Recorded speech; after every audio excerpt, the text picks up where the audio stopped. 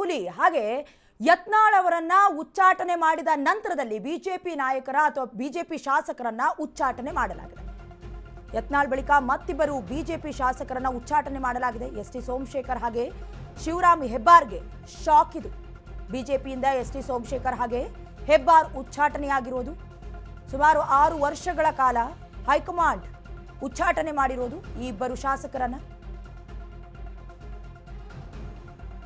ಪಕ್ಷ ವಿರೋಧಿ ಚಟುವಟಿಕೆಯ ಆರೋಪದಡಿ ಉಚ್ಚಾಟನೆ ಮಾಡಿರೋದು.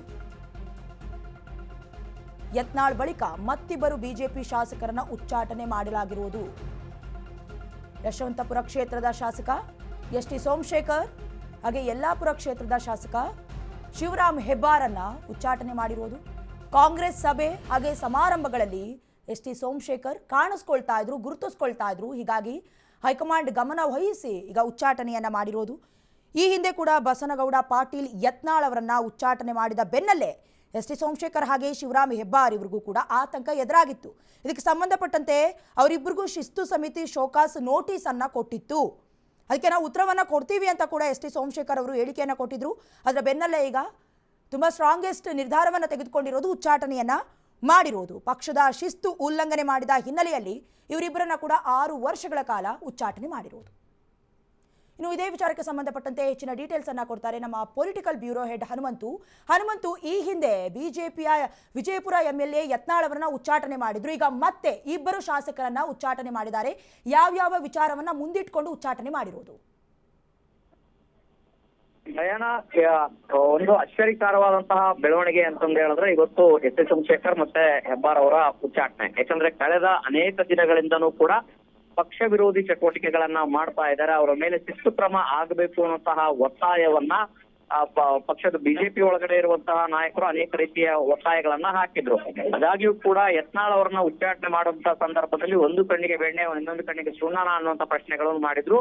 ಕೇವಲ ಶಿವರಾಮ್ ಹೆಬ್ಬಾರ್, ಎಸ್.ಟಿ. ಸೋಮಶೇಖರ್, ಯತ್ನಾಳ್ ಅವರು ಮಾತ್ರ ಪಕ್ಷ ವಿರೋಧಿ ಚಟುವಟಿಕೆಗಳು ಮಾಡಿಲ್ಲ. ಡಿ.ವೈ. ವಿಜೇಂದ್ರ ಟೀಮ್ ನಲ್ಲಿ ಗುರುತಿಸಿಕೊಂಡಿರುವಂತಹ ಒಂದಷ್ಟು ನಾಯಕರು ಕೂಡ ಪಕ್ಷದ ವಿರೋಧಿ ಚಟುವಟಿಕೆಗಳನ್ನ ಮಾಡಿದ್ದಾರೆ ಅನ್ನೋ ವಾದವನ್ನ ಮುಟ್ಟಿದ್ರು.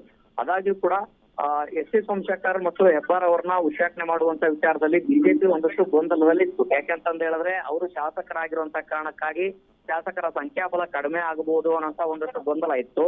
ಆದ್ರೆ ಇದು ಯಾವಾಗ ವಾರ್ನಿಂಗ್ ಕೊಟ್ಟು ನೋಟಿಸ್ ಕೊಟ್ಟು ಕೂಡ ಯಾವುದೇ ರೀತಿಯ ಬೆಳವಣಿಗೆಗಳು ಕಡಿಮೆ ಆಗಿಲ್ಲೋ, ಮತ್ತೆ ಪಕ್ಷದ ವಿರುದ್ಧವಾಗಿ ಅಂದ್ರೆ ಕಾಂಗ್ರೆಸ್ ಪಕ್ಷದತ್ತ ವಾಲುವಂತ ಕೆಲಸ ಹೆಚ್ಚೆಚ್ಚು ಮಾಡಿದ್ರು, ಅವಾಗ ಸಹಜವಾಗಿ ಒಂದು ಕಠಿಣ ಸಂದೇಶ ರವಾನೆ ಮಾಡ್ಲಿಕ್ಕೆ ಈಗ ಸ್ಪಷ್ಟವಾದಂತ ಎಚ್ಚರಿಕೆ, ಒಂದು ಸ್ಪಷ್ಟವಾದಂತಹ ನಡೆಯನ್ನ ಬಿಜೆಪಿ ಹೈಕಮಾಂಡ್ ಶಿಸ್ತು ಸಮಿತಿ ತೆಗೆದುಕೊಂಡಿದೆ.